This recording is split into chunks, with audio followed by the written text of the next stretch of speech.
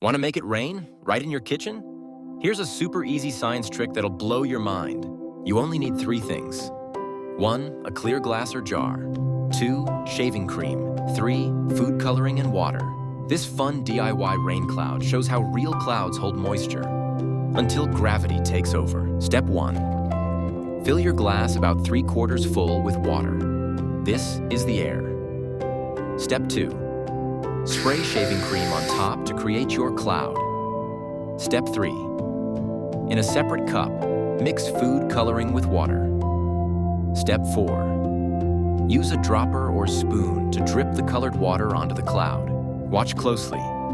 As the cloud gets heavy, the rain starts to fall through into the water below. This mimics how real clouds work.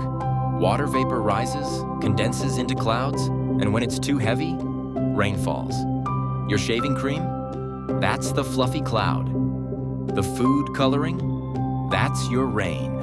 Plus, it's safe, quick, and seriously satisfying to watch. Science can be fun and hands-on. Try it yourself, snap a pic, and tag us. Don't forget to like, comment your favorite science experiment, and subscribe for more DIY science magic.